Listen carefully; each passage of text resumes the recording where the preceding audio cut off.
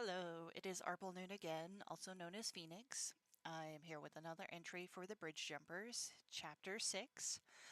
You can read any of my work on archiveofourown.com or .org, also known as AO3. Simply search for arplenoon. And let's go ahead and get started. Summary.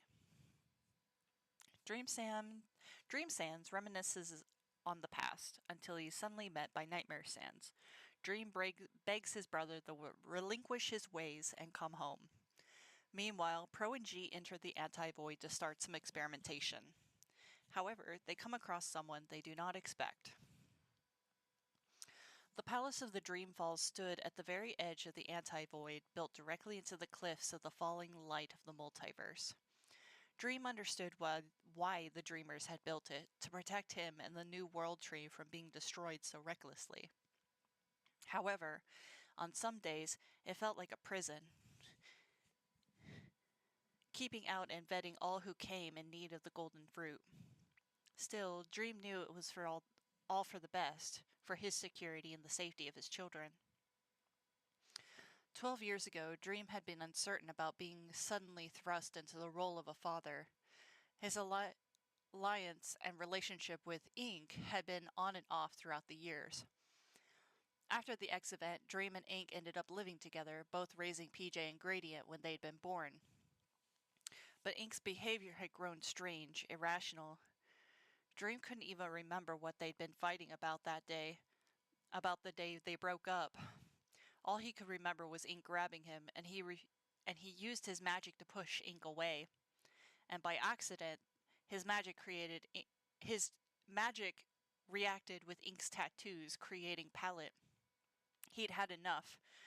Breaking his relationship with Ink, Dream took the child to raise, at first on his own. Palette became the joy of Dream's life, and it was only for the boy's sake that Dream remained friendly with his former love. Dream eventually married Cross, and the both of them had Lux together, but unfortunately, another war with Nightmare took Cross from him. Dream's bitterness towards Ink eased over the years, but the fact that Ink had been missing for nearly 6 months didn't help. When Ink didn't want Dream to find him, all he had to do was stop drinking his vials, but at most Ink would only be emotionless a few days, not months. Dream feared the worst had happened. "I search for him every day. I'm sorry, Fresh, there's still no sign of him," said Dream to the 90s-themed skeleton. "It's all right, broski," said Fresh, holding Palette in Lux's hands, so that he could take them off to see their brothers. I'm sure he's doing something real important." Dream nodded solemnly. He'd peck a kiss on his children's heads before sending them off. As they had many nights before, he sat upon the stump of his former tree, from which the New World Tree grew off of, and thought of Nightmare. Whenever he could, Dream would dwell in this place, thinking of his brother. He longed for days long past when he was there, when he was here, when he was home. It had been nearly 2 decades for Dream since he'd awakened, but over 500 years for Nightmare. Still, Dream's sorrow was an invitation. He knew Nightmare could feel his sadness. He knew he felt his plea. "Please come home. Please let us talk." Of all the nights, tonight his brother would answer. Slipping in through the shadows of the palace halls, the dark skeleton stepped into the grove, a begrudged and worried expression. "You sent for me." Dream looked up and barely could believe his sight. He stood from the stump and stared, tears welling in his eyes. "You actually came." Nightmare's eyes drifted up to the New World Tree. "You're not afraid I'll destroy your new tree, too?"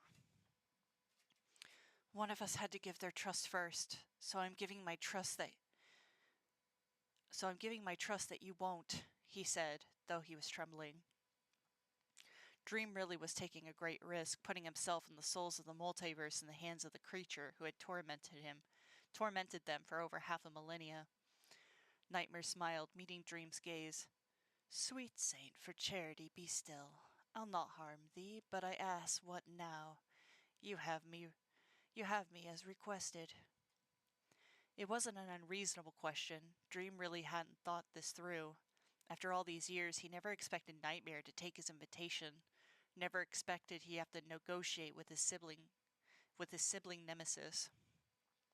I want you home. I'd welcome you as I welcomed you once before. If willing, you will stop if willing, you will stop the madness you cause. A chance for forgiveness. You say forgiveness as if I am the one in need of it, sweet prince. But were you not there to witness my damnation, when mankind forced upon me the dark fruits of their own festering?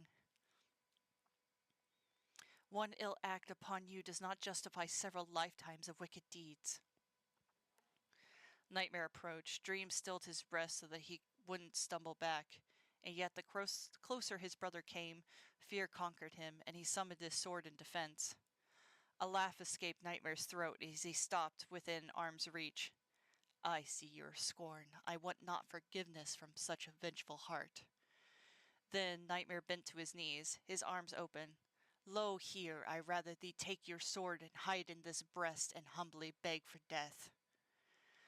Terror struck Dream as his brother asked to be slain. He really could end it all in a single stroke, even if it meant they both would die. His trembling let loose the blade. Take up the sword again. Dream stepped back. I will not be an executioner. Nightmare rose, grabbing up Dream's weapon. Then bid me kill myself, and I will do it. In panic, Dream made the blade disappear. What is in your heart that you take death over repentance? I mourn for what is. Do not make me mourn that it could never be again. How can I redeem you? They stared at one another until Nightmare looked back to the tree. He turned his back, approaching the fallen fruits. The tension left Dream's limbs as he watched his brother retrieve a fallen apple and return to him. Vouchsafe eat this fruit. Show me that you truly mourn. A simple enough request. Dream had eaten of the dark fruit before. It had found its use in helping release the sadness he and others felt. So, Dream did not hesitate to take the apple into his hand. This is all that you need, to know that my desires are genuine. Nightmare gave a solemn nod. Dream smiled. With all my heart, it brings me joy to see you penitent. He bit the apple and swallowed. Right away, something was wrong. The dark skin was nothing but slim. Another layer below it was hard, sharp, cutting against the inside of his mouth like razors. Dream gagged. Grabbing his throat, it felt like sandpaper ripping through his bones and his soul. What? Looking at the apple, the darkness melted away, revealing a crimson exterior. A red fruit? What was... It felt like tiny worms burrowing through his body, legs trembling. He fell, gazing up at his brother. But Nightmare grinned, watching Dream with conceit. And will you yet base your eyes on me, dear brother, on me that halts, and I am a mishappen thus? He bent down, delightfully taking in Dream's suffering. Shine out, fair sun, till I have brought a glass, that I may see my shadow as I pass. Gasping and aching, it felt like Dream's body was being torn apart. His bones and skull were cracking, his consciousness fading. It was not the physical pain, but betrayal in his heart that suffered most, than nothing. Let me take a drink of water.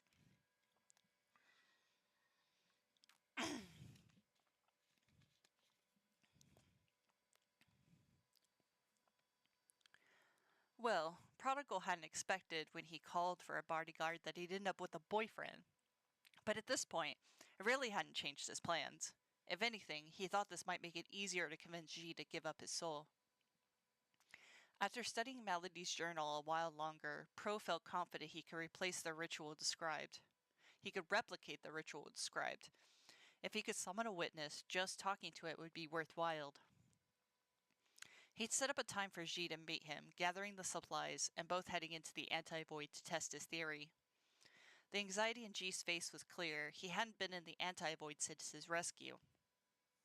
You going to be all right? Prodigal asked. G looked around and signed. Yes, let's just get this over. But his gaze was caught by something, and Prodigal turned to look. Was that a light? A light in the anti-void? No, a sun. Pieces of a sun. No, a sun. Pieces of a sky. Prodigal felt uneasy seeing it too, vague outlines of ruined buildings, shimmering waters. No, it can't be. It can't be. Prodigal ran toward it. G called out for him, and he could hear the taller skeleton make chase. The closer he came, the brighter he felt his soul grow. Was it really here? He could cross a line where he would cross a line where the light of the anti-void ended and the shining of the evening sun cast deep shadows in its golden light. The stone ground came to a sudden end, filled by an endless sea. Prodigal fell to his knees, shivering as he looked around. It's here! Oh, stars, it's here! Gee, it's my home! Pieces of my home! She stopped next to him, taking several breaths and looking about at the ruins of the underground capital, then up at the sun. How is that possible? He sighed. I don't know. Maybe Era missed it. The mountain is gone, but the sun. Looking out over the water, Prodigal wasn't sure how to feel. Happy? Excited? But there was so little left. The ruins that remained paled in comparison to what was. He'd found home, but his home remained a grave. There was movement. At the center of the water, a stone gazebo stood. A figure waited, their glitching form allowed light to pass through them. River? Said G, equally surprised. She survived. From across the way they beckoned. A white boat with the head of a wolf gently floated toward them. The both of them gazed at each other before G offered his hand to Prodigal to stand. Neither of them had a pleasant history with their respective gasters. Do you want to go to them? They... all I have left. If they're alive, we should take them to the OT. G nodded. When the boat came close, the taller skeleton grabbed it, pulling it in. He helped Prodigal aboard before himself. The boat moved to its own accord, bringing them back to the gazebo. The ride was quiet, both of them watching as River turned, heading within. On the other side, Prodigal rushed in quickly, not waiting for G. He stopped as a familiar ritual had been carved into the stone below his feet. River stood there in the circle, waiting. You're here, but how?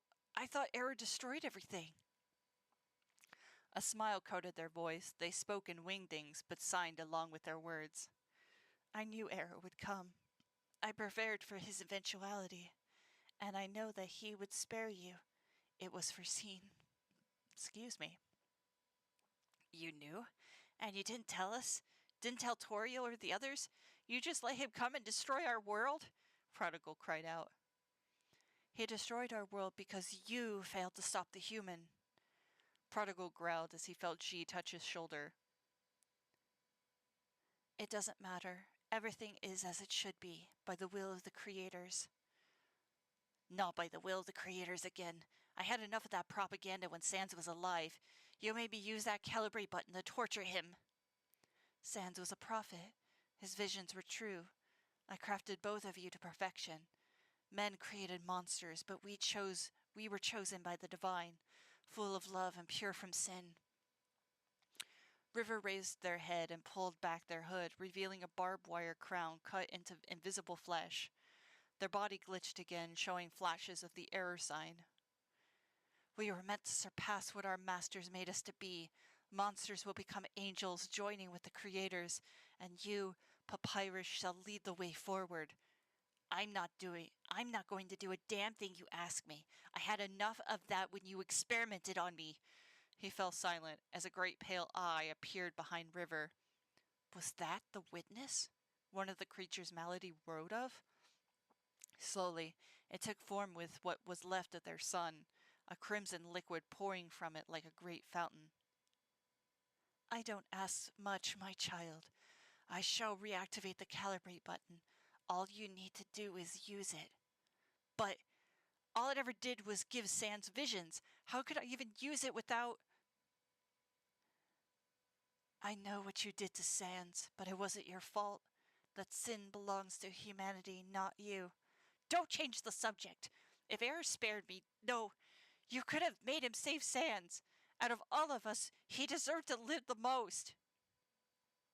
I have no control over who error spares or destroys, they sighed, as red liquid poured from where their eyes and mouth would be. It blotted the inside of their white clothes. Your brother played his part. Now it's your turn. Mother River! Mother River! Prodigal cried. The invisible monster collapsed to their knees, glitching as they did so. He ran to them, kneeling down and unsure how to help. The red liquid, it wasn't blood. No, determination.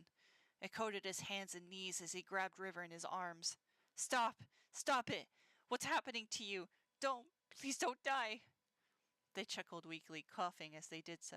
I thought you hated me. I do! I hate you so much! But you're all that's left of my home. How do I help you? How do I make this stop? They touched his face, only marking him with the red. There is no stopping the inevitable. But you will not be alone, my dear Papyrus. I will be with you forever, guiding you towards perfection. I don't want perfection, damn it! I want my family back! I want to live a life where I don't feel like a ghost! But as he spoke, they melted away in his arms, transforming into the determination that had been called forth. Prodigal sat, shaking with River's robes in his arms until he felt the ground rumble and crack under him. Prodigal! Prodigal, we have to go! Said G, running up and grabbing him by the back of his jacket, lifting him to his feet. They ran to the boat, leaping in as the gazebo began to sink into the crimson water. G grabbed the boat pole, then looked at Prodigal. Your portals, can you take us back? Now? Yeah. A fleshy tentacle ripped out of the water, dripping with determination. It whipped around Prodigal, pulling him out of the boat and under the water.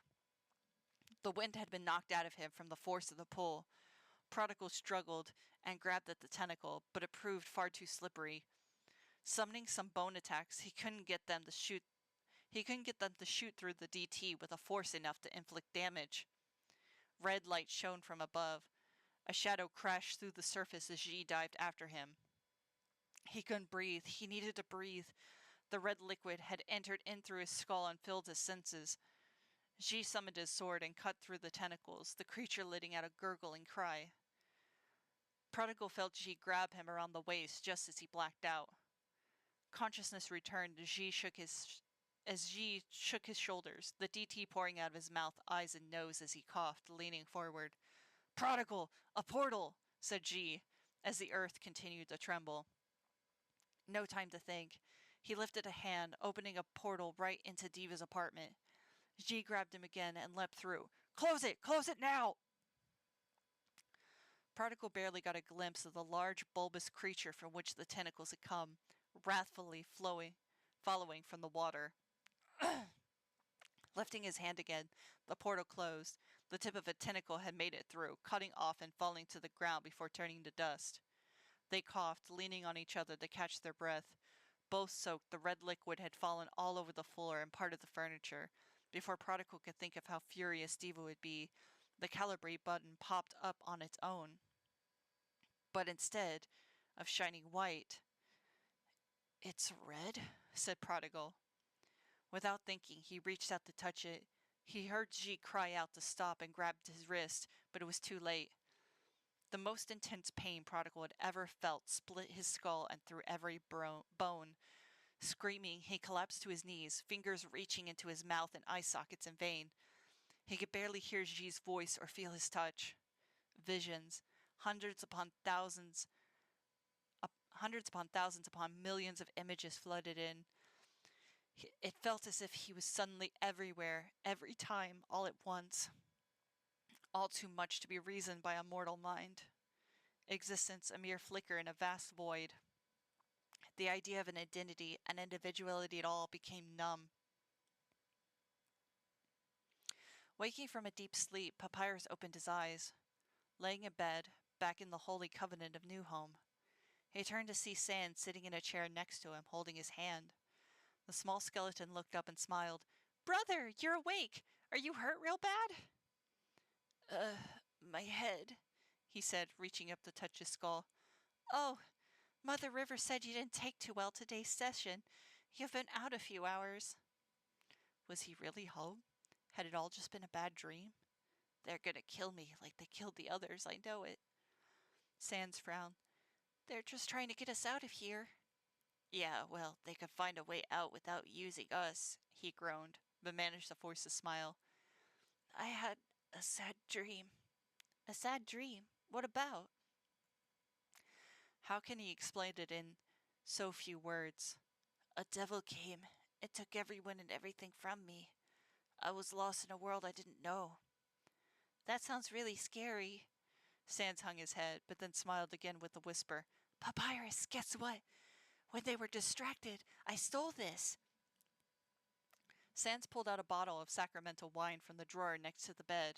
Papyrus sat up and chuckled. No way, you little sneak. The smaller skeleton grinned, far too proud of himself, but as he went to open it, he had trouble with the wax seal. I think you need one of those screw things. Footsteps and voices echoed in the hall. Quickly, Papyrus yanked the bottle, hiding it under the bed sheets. The door opened, revealing Queen Toriel and Mother River, the former smiling warmly as she came to embrace Papyrus and Sans. My sons, Papyrus, my dear, how are you feeling? Like hell, said Papyrus, knowing River would snap a finger at him. Language. In any case, now that you're awake, the calibrate function should show more accuracy. 1P, please test it. Right now? He said, glancing towards Sans, whose shoulders stiffened. Toriel nodded. It should only be uncomfortable for a moment. Papyrus looked apologetically to his brother, but Sans nodded too. I'll be okay. I can be strong just like you. Reluctantly, Papyrus sighed and summoned the calibrate button. It glowed a bright white, ready for a new vision. After clicking it, it turned gray. Sans' eye sockets shone with a bright white.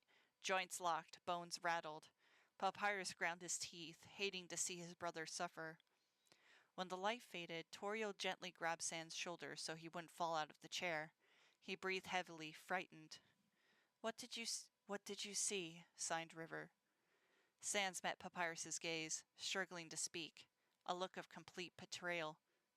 The devil! Error! Prodigal woke with a start. He lay in a hospital bed, much like when he first arrived in the OT. Panic overtook him as he pushed himself up, looking around. In the bed next to him lay Ji, unconscious. Ji! No! Sir, don't get out of bed. You're still ill, said a canine nurse, as Pro leapt from his feet, stumbling to Ji's bedside. He brought you in. You were both poisoned with determination.